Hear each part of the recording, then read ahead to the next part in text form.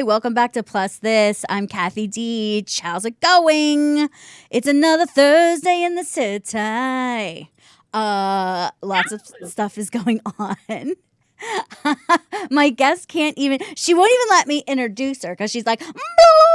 And I love it. She's like been going since we were emailing earlier today. I know she's been on calls and Zooms, and she has lots of stuff going on. You may know her as the co-owner of the Plus Bus, and they do weekly live sales. Actually, it might be bi-weekly now. I mean, twice a week now. We might have to talk about that. And she's also works in production with TV, so she tends to have her finger on the pulse of a lot of what's going on around here. So there's some things I need to know. Please welcome, I'm going to say your name wrong, Marcy. Marcy Guevara-Prete? You got it, girl. I did. Eva from season 1 has put a little bug. She still hangs out in my brain and is like, you can't pronounce things. Because usually I can't, though. I mean, that's a legit Kathy, note. those voices, we have to shut those negative voices out. I know. Mine just happens to be someone I know. You're gonna shut them out, girl. I know. I think hopefully I've gotten better at this. Now listen, Marcy is the sole person who is on the show today because there's so much that has happened that I want to talk to her about. So thank you for letting me have some like selfish one-on-one time with you and not sharing you, Marcy. I'm so thankful to be invited. I love obviously everything you do, everything you're about. And yeah, I'm so excited that you're doing this, and it's an opportunity to chat about all things Hollywood, plus size fashion, and I'm in. Yes. I want to start with you because you're literally the busiest woman in quarantine. I am living for your cocktail hour. I'm living for your commentary on Top Chef, your Inside Scoop. I'm living for the live sales. I mean, I might not even be in the mood to buy anything, but I just like kind of hanging out with you and Jen. We love when people say that, and we get messages like, is your show on today? Before we were being consistent, which we are going live. I own a plus size resale store. I did shoot my cocktail video before this. So I own a plus size resale store in Glacelle Park, California. We also offer clothes online. And before we were going consistently online on Wednesdays and Fridays at 11 a.m. Pacific Standard Time, people would message us and say, is your show on today? So it is really cool. And I think back to when I asked you, why isn't Plus This a podcast? And you were like, because people need to see fat bodies, bitch. And I'm like, yep, they do. And now more than ever. And so even as I was thinking about, is this Zoom audio, visual? I don't know. I was like, it's visual. It's for sure visual. So we like to give an option. People can just listen to our dulcet tones if they want. But I definitely, this mug isn't going to pay for itself. So there's a lot of work that's happened to make this work. And I think you're right. I think part of it is because they like to see you. And they want to vibe. They want to feel the energy. They want to see you try clothes on and have fun or talk about things like you guys do on here. And so that's been a really fun thing that honestly the Plus Bus has gotten me through quarantine, because it is starting to pick up a little bit right now, the action. But if I didn't have the Plus Bus to keep me busy a couple days a week, I would be going nuts. Yeah, it's hard for us. Do you consider yourself a real extrovert? No, I'm an extroverted introvert. Interesting. I am an extroverted extrovert. Yeah, I'm an extroverted introvert. So I'm very good at hibernating. I had just wrapped a show. And so for me, in between shows, it's kind of always a couple of weeks, a month off. Yeah, you have a downtime. You watch your Netflix, you chill. And so this has felt a little bit like that for me. I don't, the first couple of weeks when it was like freezing cold and it was easy to stay, cuddled up at home was great. Now that the sun is out, I'm like, let's get to the pool, Yes. And my wardrobe needs to catch up. So I'm glad that you're still selling clothes, because I did purchase a lot of sweaters during those cold weeks. And now they're just sitting in a pile on my couch waiting to be put away. They're going to be there for you when it's cold, and you're going to be so glad you bought them.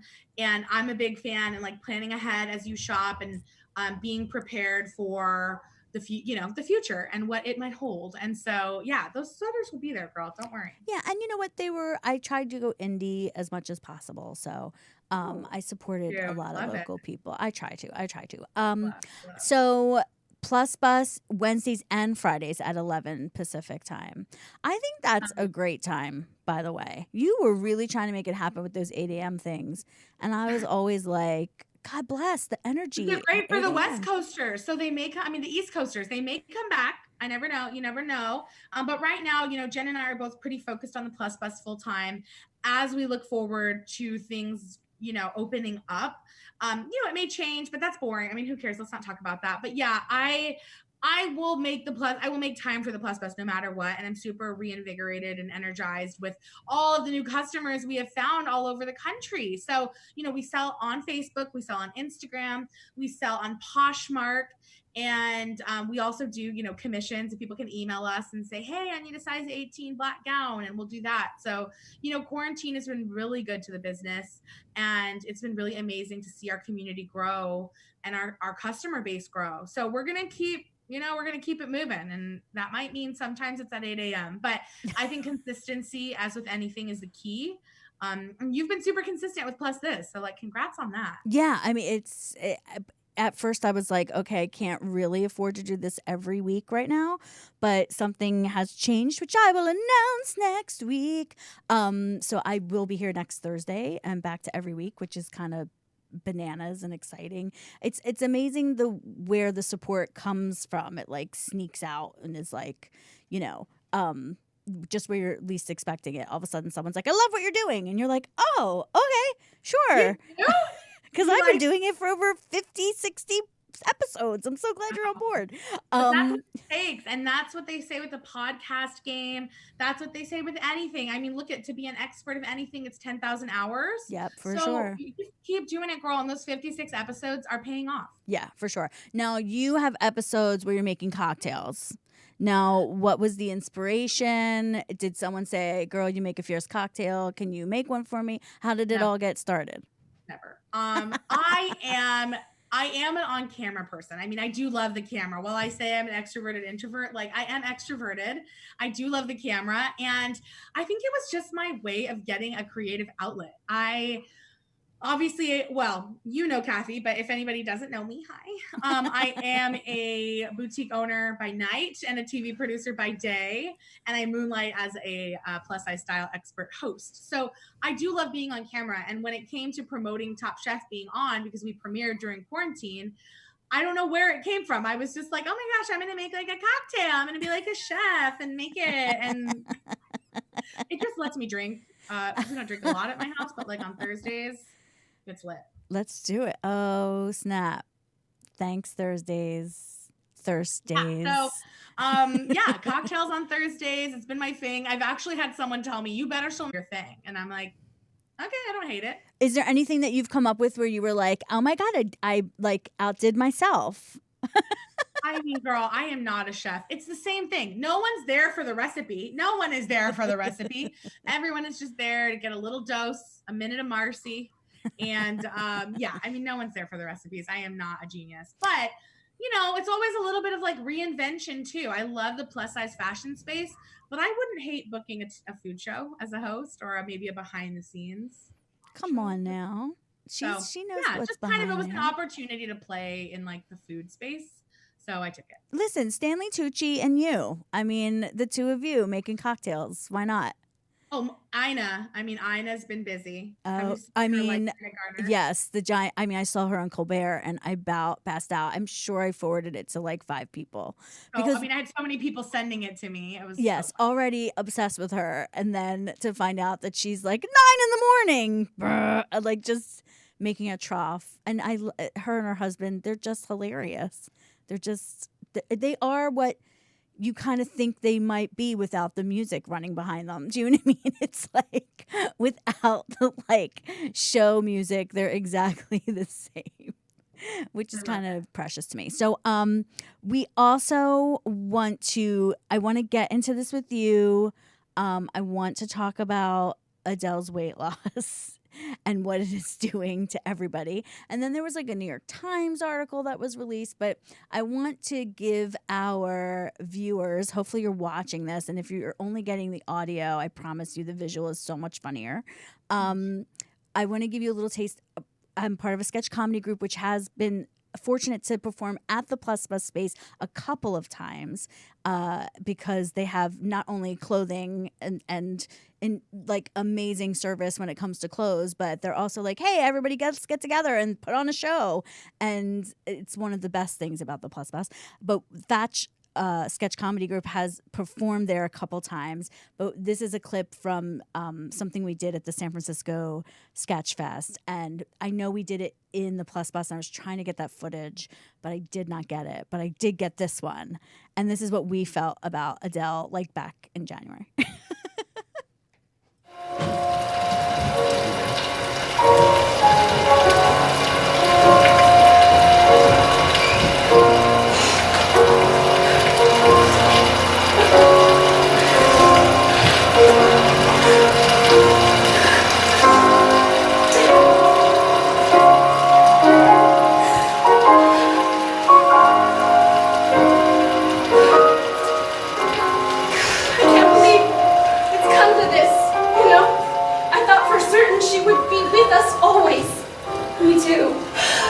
I've known her since 19.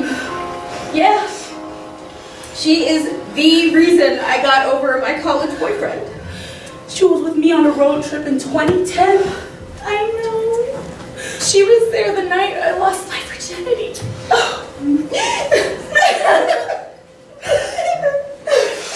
Never mind.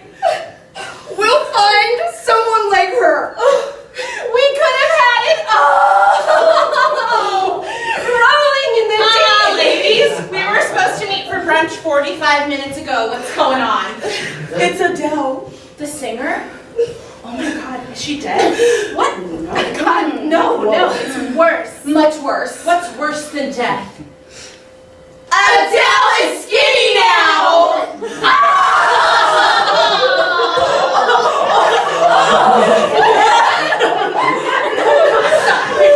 Stop, wait, no, okay? No, okay? Adele can't be skinny now. She has been the one constant plus-size pop star of the last decade. We know, no, we're at a loss. I mean, who is my boss going to say that I look like when I wear eyeliner to the office holiday party? and who is gonna hand me a People magazine saying, you know, Adele's a big girl and she still looks pretty when I try to get cash back at the Rite Aid? And what will they expect from me to sing at karaoke? On Thursday nights, they've been calling me Adele Jr. for 3 damn years now. Okay, I've gotten really good. Set fire to the rain. Okay, look. Guys, I know that we're all upset, okay? We have all been compared to Adele at one point or another just because we're fat, okay? But the sad fact of the matter is if she wants to lose weight and subscribe to diet culture standards, okay, go through the agony of all that, it's her prerogative, okay? There's more. More? She made me fucking drink!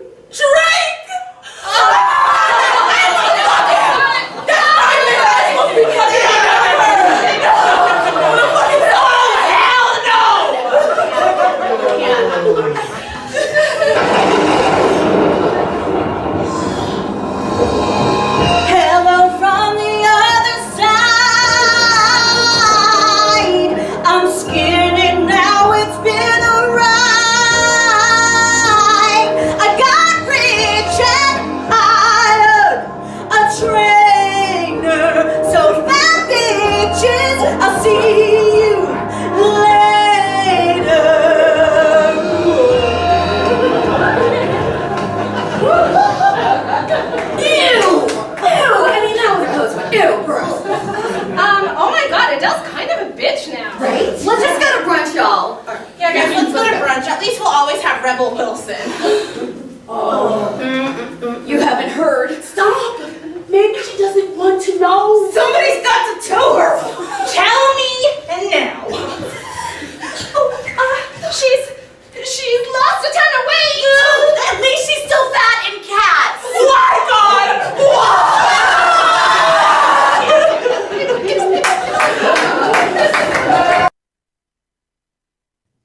Hi, we're back. And I just found out, Marcy, that we're too hot and we ended up stopping the Facebook feed. I'm so devastated. But I'm going to tell people to go to YouTube and watch it right now. Rats. Start it.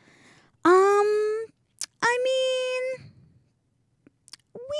I think that I will probably rerun it because I get the whole thing. Okay. But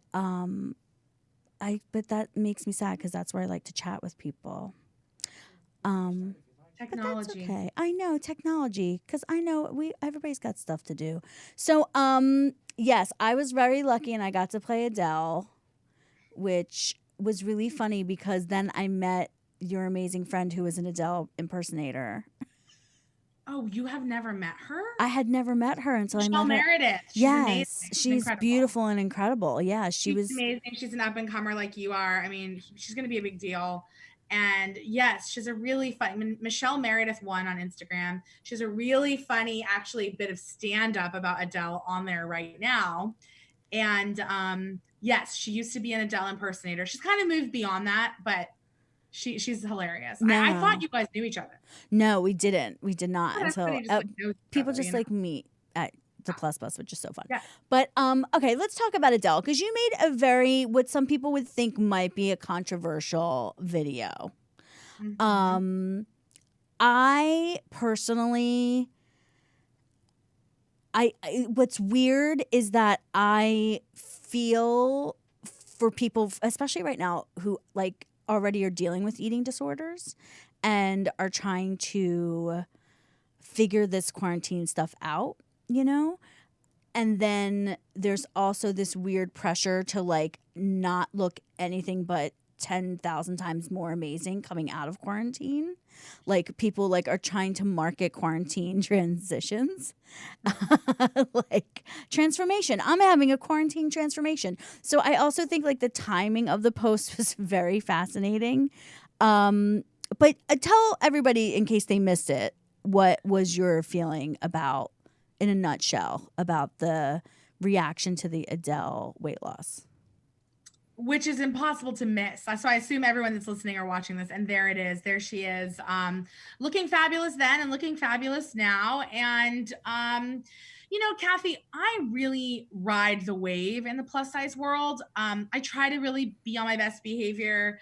I try to really keep my conversation, you know, my opinions to myself as much as I can. And I think getting into the eating disorder thing, you know, I'm not a doctor, so I don't want to get too deep into that. I'm not a therapist. Happy to chit chat about that in a moment. But I think part of my perspective is that I don't strongly identify as someone with an eating disorder. So I think, sure, I deal with disordered eating or being a victim of diet culture for 30 years. But I just tend to have really different reactions to things that I see sometimes the plus size community having. And so, you know, my reaction to Adele losing weight, it was very much in line with what your video was about, was sort of the mourning of one of us losing a member of the team, you know? Yeah. We need her.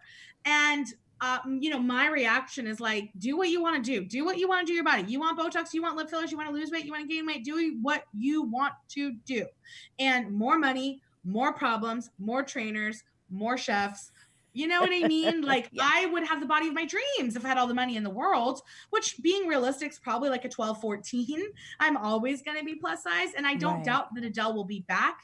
But in a nutshell, I guess my feeling is that if we raise up more plus size people to be famous and to be in the limelight, we won't have to mourn them so severely. Yeah, there is sort of like a tokenism problem that all of Hollywood, but that is a systemic problem with Hollywood. I mean, they will jump on making one person their child to put forward to be like, look, this is our chosen one, the golden child of diversity that we have found. And the music industry is like, a fat white girl can be a music star. See, we don't discriminate at all. When really, in reality, they've taken music away from women for decades and decades and decades. And it's, to me, the music thing feels really personal because I feel like music is such a part of my life. And I have had that experience with a record producer audition where they did tell me to lose 20 to 30 pounds.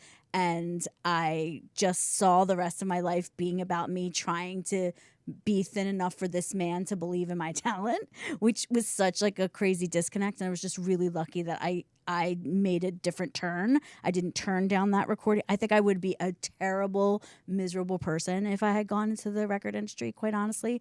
So it's very personal to me. And I just feel like, to me, the problem is, why are we putting this on Adele?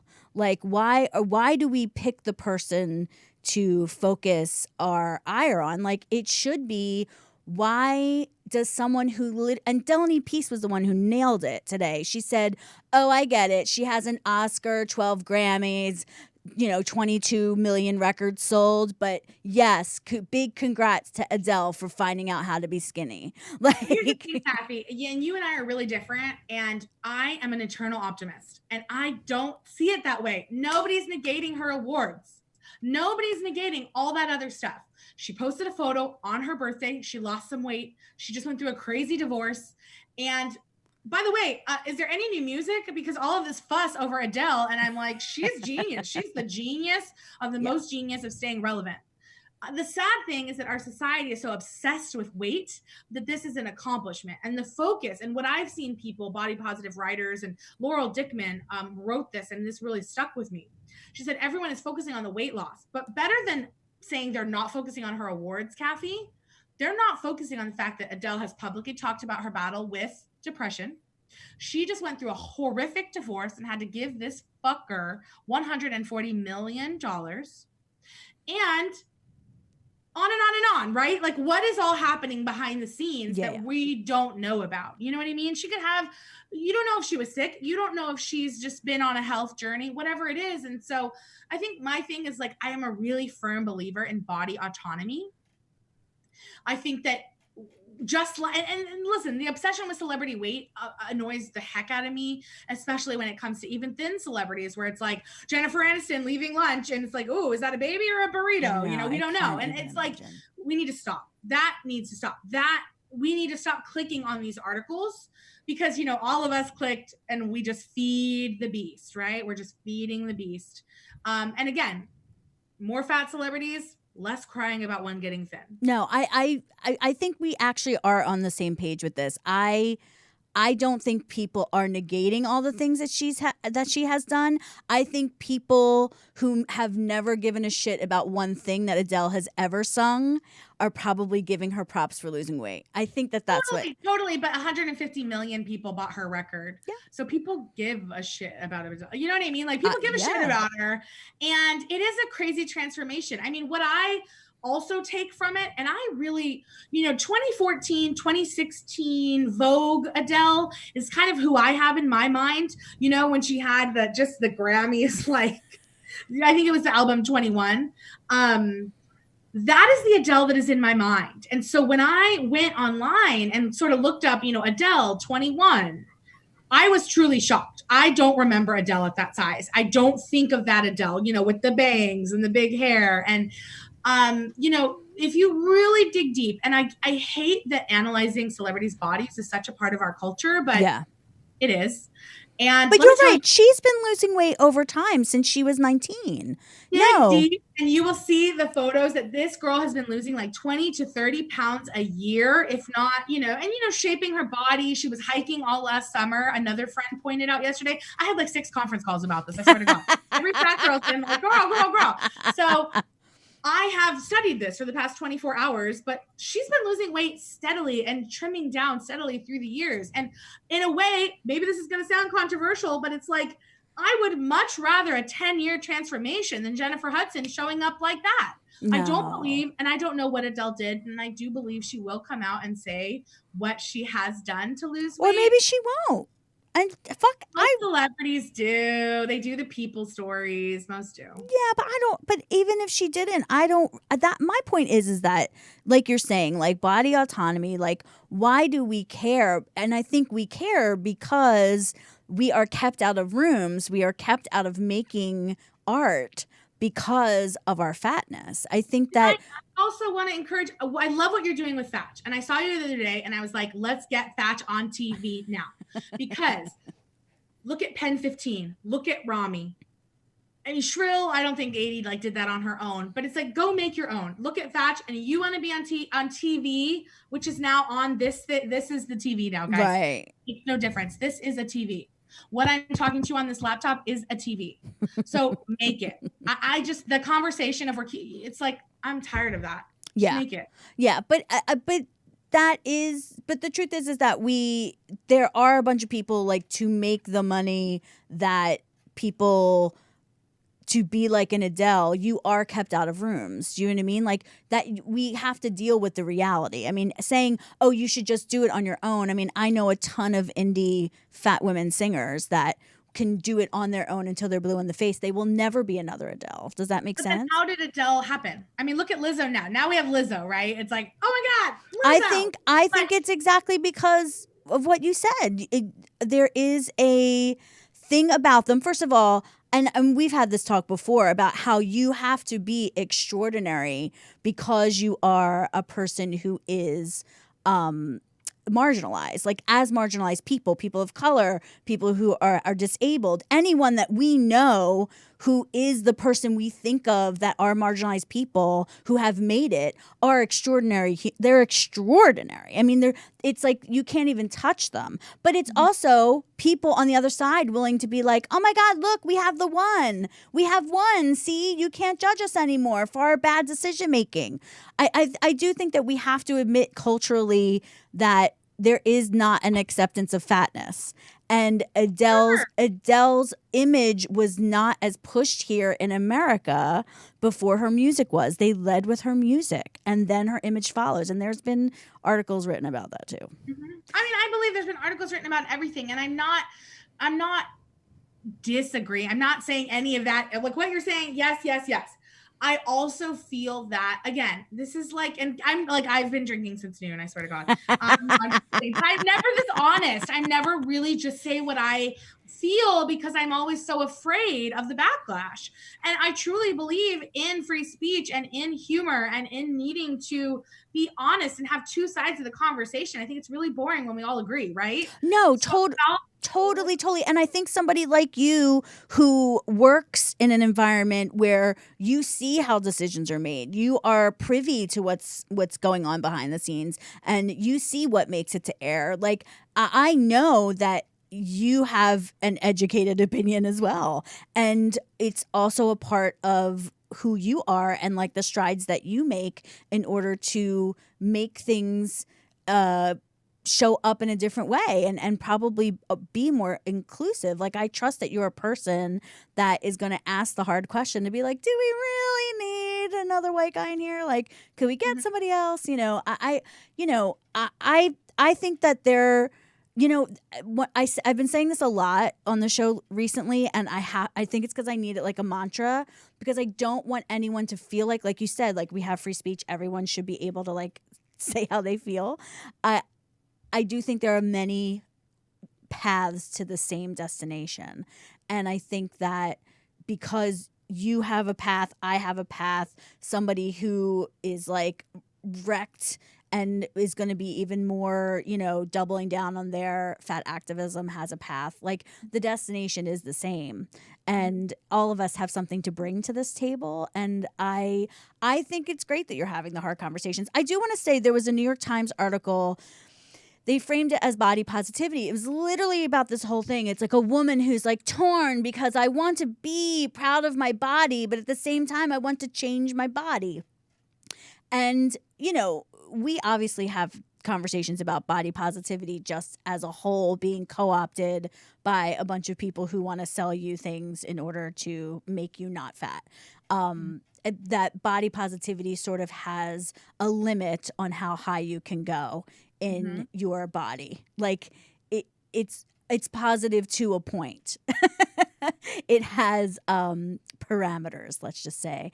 There were a lot of people that we know. Joy Nash was in that piece. Like the New York, a lot of people we knew were in the New York Times today. I don't know if you I knew will that. have to read. I the New know a York lot of your Times. customers. Regan Chastain was one of them, and they sort of pit her.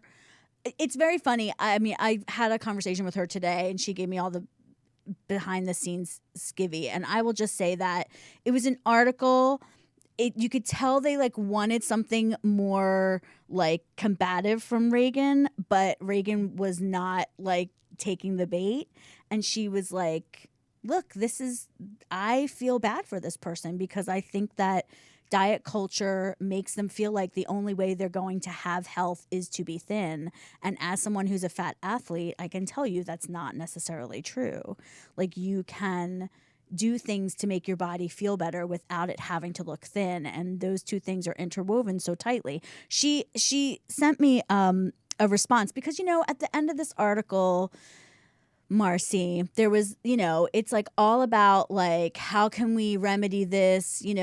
How can we just accept fat bodies and blah, blah, blah. And then at the end, the woman's like, but there was a Columbia study that said that 1 out of 5 people are dying because they're obese. Like, it literally like But negated. that study's not true. So it's like, for me, Kathy, what is the limit? And ever since I sort of started in this little on-camera world, I was sort of told, you're not going to talk about weight. You're going to talk about fashion. You're a fashion expert. Okay. And that anytime I was ever asked to talk about weight, talk about obesity, talk about this or that, stick to fashion. So I'm going to say that, preface it with that, and say, as a plus size boutique owner, there is a limit. Okay. There is a limit. And I will tell you that there doesn't need to be, I don't necessarily want it to be, but there is sort of this divide. It's an invisible line between sort of the mainstream plus size fashion people and the infinifats. Okay. And those are people that weigh a certain amount, maybe aren't fitting into a size 28. They've sized out of Torrid, etc. So my question is, and I, again, just framing it within the fashion world, I got really excited when Anthropologie had plus size. I have wanted to wear Anthro for 15 years. I'm wearing an Anthro shirt today in honor of you. You know that, right? Because I know you're obsessed. Yes, the white girl inside me has been dying to get my hands on these same things. And so, Anthro comes out and I'm just thrilled, break out the credit card. And there was just so much backlash over, and there is often when any line tries to expand their sizing, there's just a constant, it's not inclusive enough. What is the limit? You know what I mean? And I just say that to say, everybody has to know their own body. For me, I'm just speaking for myself. And I know that this happens to thin people, and I know this happens to fat people, but this is what I want for myself. And this is what motivates me to move my body out of joy and out of love for it. I don't ever want a knee replacement. I don't ever want a hip replacement. I don't ever want an ankle replacement. Now, there's a lot of history of arthritis in my family, but I know that my choices will affect my body. It affects what I get to wear. It affects all the things, right? Going to Disneyland, being comfortable in a ride, and on and on and on. And I'm not trying to perpetuate diet culture, but yeah, I do have 30 years of it on my back, 10 years of body positivity that I've learned about, and I daily am working to embrace myself. But even as you said, a woman who wants to love her body and change it, is it possible to love both, to do both? I like chocolate and I like vanilla. So I like to smoke occasionally, but I also think it's disgusting and hurts my throat really bad. So can I say, I love this body? It is perfect. It serves me. It has taken me into rooms, gotten me jobs, made some awesome TV, made some awesome meals for friends. It dances and it jumps, and I love this body. Can I not also want it to be a little more toned? Or to wear a size 14 because I want a certain Christian Siriano dress that isn't offered in the plus size range. I just feel like everybody, to each his own, I just don't feel like fat activism is one size fits all. And I think sometimes we just really try to make everyone think only one thing is right. If you saw Adele's body and you weren't pissed, you know, you're not a true fat activist, you're not body positive. And that doesn't work for me. Right. Well, just to throw something out there at you. So, you know, to equate it, but not to equate it. You know, it's kind of one of the things that Reagan wrote back to me was very interesting, and I kind of want to bring it up. I told her I would read this whole thing, but I don't think I'm going to have the time after all. Reagan, I'm so sorry. I'm going to post this on our wall. That social justice community has extremely limited resources which to fight the crushing oppression of global weight stigma. So for people to insist that they should be allowed to use that community to comfort and safely co-opt size acceptance language and using limited community resources while they desperately try to move themselves out of the oppressed group by supporting diet culture, which is at the root of our oppression, is an issue, especially since the people in size acceptance community who deal with multiple marginalizations are the ones who are the most harmed by fat phobia, i.e. the finifats you were talking about.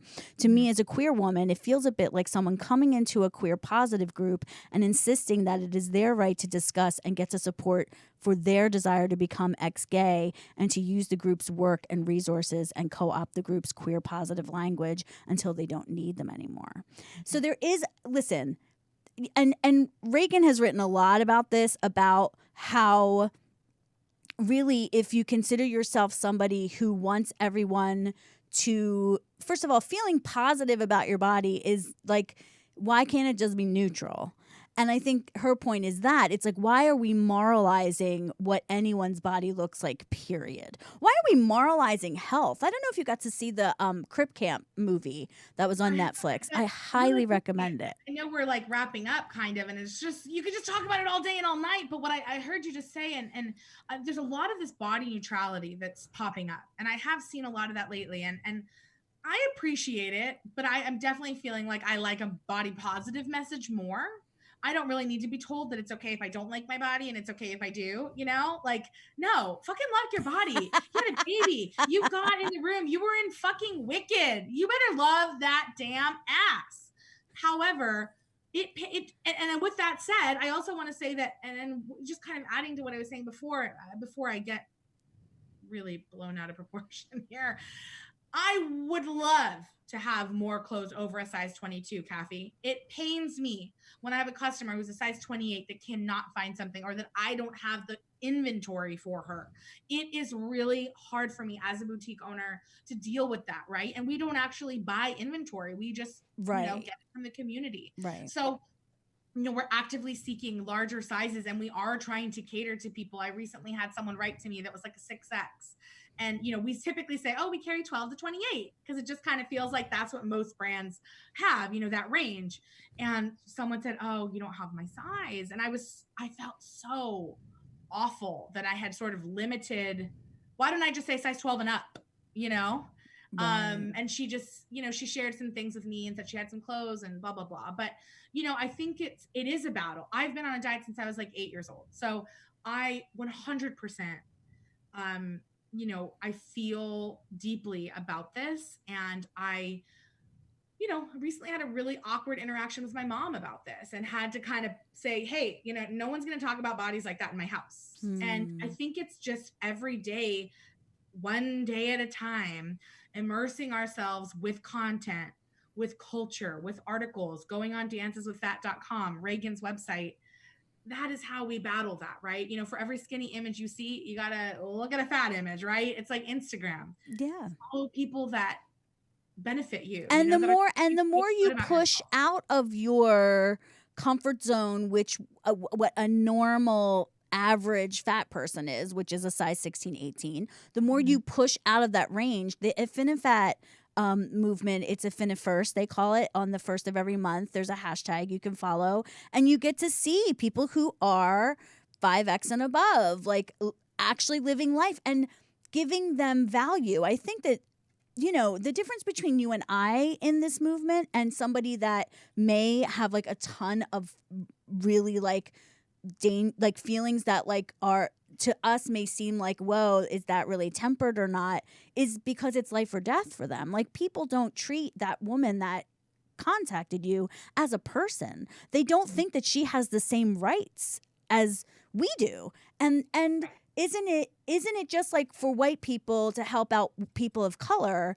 Isn't it our job as, normal fats, acceptable average fats, Palatable fats. yeah, to bring along the people who are the most marginalized?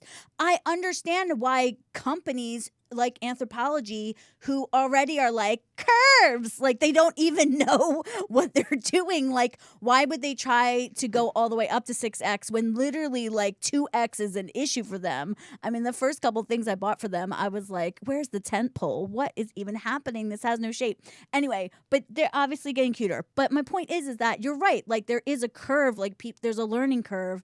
But I do think that it is up to us to say, you know what, you should check out this person's page. They're really cute and fun. And just because they are disabled and can't leave their house or, have any other reason why they're not as mobile doesn't mean that they're not a person who has amazing thoughts and feelings or incredible artists. And that right there, Kathy, I mean, that's it, right? It's like everybody deserves love, right? I mean, I know that's a movement that Alexa Felice started, but every human on this earth has dignity and has purpose and has honor and life.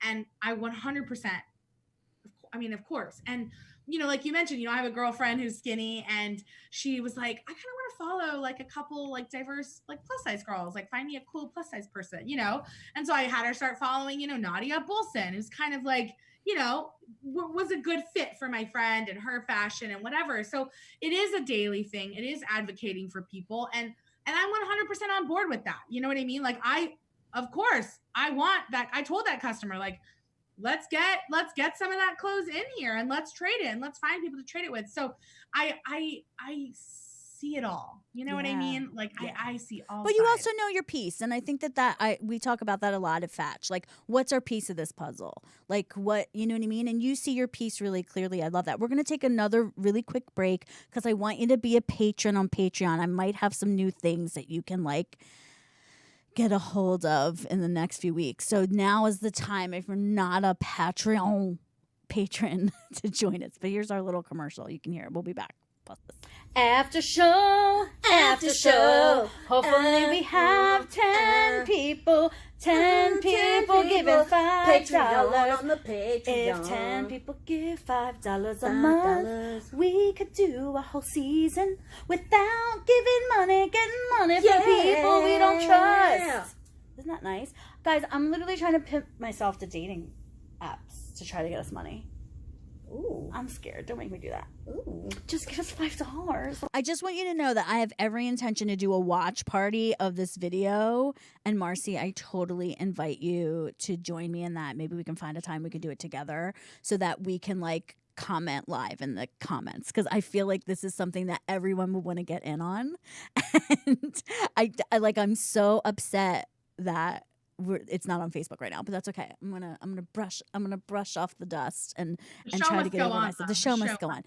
Speaking of the show must going on, I love you were teasing us a little bit about things happening on screens now. There was a Medium article that Richard James wrote. I don't know him. Oh, old Richard James. Good old boy Richard James. Yeah. Who basically was like talking about the destiny of the entertainment world landscape, basically. A lot of it, I literally text messaged a couple friends and was like, can you read this and can we talk through this? Because I need to talk through this. There's a lot of theories about what will happen to movie houses and what will happen to people who are looking to gobble up content and how that content will need to be made because of Corona. And, how things will be breaking down into smaller pieces, hopefully, and that more people will have more coverage, but the way we work will be different. Like, you might not have any more 12, 14-hour days because it looks like they're really going to have to go by these schedules of having strict 5-day-a-week, 8-hour schedules again. Like they did in the beginning. I don't understand how that helps us get things done. You know what I mean? Like I see why you don't need 250 people for 12 hours a day, but I don't necessarily know how that specific thing would help us. I did hear today more time. was part. So I actually just got off a Zoom with a bunch of friends in the industry, and I shared your article that you sent, the Medium article from cool. James, old chap. I think that more time would help. We could have less hands if we didn't have to turn it all over so fast. I think that, you know, I will be more careful. Personally, I wasn't a germaphobe. I'm not a germaphobe. I'm a nail biter, which I'm working through. Oh God. And so I probably will be breaking, hopefully, that addiction and habit. Oh God, please. No, I'm not. Prior to Corona, you know, this has been a huge learning experience. And I wouldn't say that I was that sort of person aware of all of that. And, you know, like opening the door this way. It's like I was like, I'm a handle toucher, you know, or going to Disneyland. I mean, I used to be an annual pass holder, and I would never think that like simply getting on a ride and like touching something would be so disgusting. It is freaking disgusting. So, you know, I'm very curious to see how the industry changes. I think that if anything, what I took from that article, Kathy, is that we need more content. We need it now. It needs to be fully developed. You know, kind of like five gals doing a sketch show called Thatch with a bunch of already pre-written content that's ready to be shot now. Yes. Your show to me feels very, and this just came to me, but very sort of Inside Amy, those sort of quick, you know, just hit. So I do believe that this is the time. I think it's a great time to be a creator. You know, I have a couple of things up my sleeve that we'll see, you know, we'll see. I think you got to just keep going. The difference is between this guy and that guy that wrote a movie. I mean, yes, there's nepotism, put that aside, but of people that sort of organically are able to sell shows and get content made, it's just the difference between who wrote it and who didn't, right? Who sat during quarantine and wrote a script and who didn't. And I'm not saying you need to do that, but I just want to encourage anybody listening that if there's a thing you want to do it. You'll never know. It may not get made. Your movie may not get made. It might be horrible. You might want to be a singer. You might be awful. You might not have the look. Okay. I think the look is changing. I think the more we have the Lizzos of the world, it opens up a door.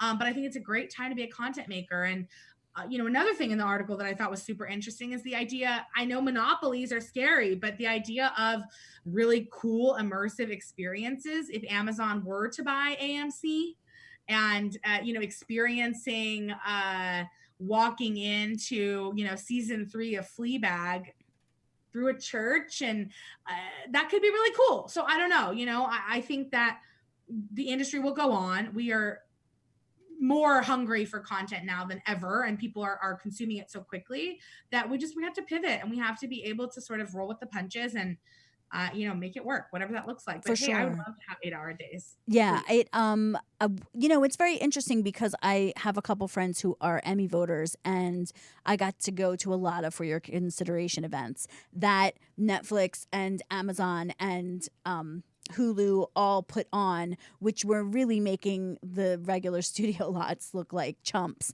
because they were immersive experiences. It's like they have already been sort of building up the paving the way for these things, and to now have them, like you're saying, like own a space, be Disney, but like switch it out every month. And, you know, it's like their own little Disney ride, right? Except for you're going to go watch something instead, for sure. I did find that interesting. I found it interesting that, you know, well, they said, Marcy, that it's because people don't get proper sleep when, and their immune system, they're gonna get corona, and their immune system goes down. I mean, okay. I don't disagree with that. I don't as someone who gets 4 hours sleep only because I have things to do. No, oh no, girl, I am an 8-hour Are you a person. sleeper? I mean, I am not. It could be the most raging party in the lobby of a rap party, and if I had to be up, okay, God bless. It's 2, gotta go. You know, like that's me. I do. Yes, I think that it's a tough time. I think there are things that need to change. This whole idea of catering, you know, the M&Ms at Crafty, things like that are going to change. You know, communal food, communal anything is going to change. Again, like I said, I just don't know as far as hours. It makes sense with immune systems. Also, like, take your vitamins. I don't know. I mean, I like what I do, and I'm not saying I need to work 14 hours a day, but I think that we're going to figure it out. We're resilient. Humans are, Americans are. Yeah. We are going to get through this. We're going to figure it out. We're going to have to be really creative, but guess what? That's what we're here for, right? We love doing being creative, and producers, literally our job is to create solutions. So Yes. I'm excited and I'm optimistic and People I am are ready. already on it. You know what I mean? They just had a huge AFL press conference with all of the entertainment unions, and just listening to the ideas that are coming out of everybody's mouth and like their determination. I think you're right. I think we have a creativity here that's unmatched. I think that producers are problem solvers, and they have been problem solvers, and yet studios have sort of like combated that, right? They've sort of that's what that article was kind of talking about, like the squashing of the producer, and now all of a sudden these producers like yourself are going to have all of this. They're going to allow them to have more say and more control over doing things. I'm very excited about it. You are a breath of fresh air. Thank you. I can't believe it went so fast. It's so ridiculous. Tell people what you want them to look at next, what you have cooking. We're going to try to do a Fatch show with you. I already talked to the girls about it. We're going to do a Zoom plus bus Fatch mashup. Wait, let's do it. Friday night, baby. Let's go. We'll find one. My name's Marcy Guevara-Prete. I'm the Marcy Minute everywhere online. I own the Plus Bus Boutique. Who says that? theplus-bus.com, or you can find us on Instagram at the Plus Bus. We're also on Poshmark. And yeah, we have live sales every Wednesday and Friday at 11 a.m. Pacific Standard Times. If you want more fat content, watch it, support it, give to Patreons like Plus This, and participate in making our culture great and bigger and better. And Kathy, saying that I'm a breath of fresh air is like the sweetest thing anyone could say to me. It's very true. I do try to just keep it fresh, keep it optimistic, keep it interesting and fun. And so I'm glad that you let me have a little fun. But we're here to make great, entertaining things. And I think that's part of it too, right? I'm here to be funny. I'm here to bring your viewers something different and a little spice. And so let's just keep doing that, keep talking, and keep sharing awesome content that shows fat bodies in an amazing way, and those fat memes and those anti-quarantine memes, the fat phobic memes. Like, keep putting stuff in your feed that's showing your friends too, and change the conversation. Yes, for sure. And I am a member. I'm a patron of your Patreon at the Plus Bus, and y'all got cute perks. Y'all, they got cute perks. It's worth it. It's like, you got to spread the love around. I'm so happy to announce that the girls from Hashtag Booked are going to be here together next week. How exciting is that? Danielle Pinnock, we have had the pleasure of meeting, but her partner, Lenisa Frederick, is going to be here too. So we'll see you next time live again, 6 p.m. And hope you guys have a great week. See you next week. Plus this.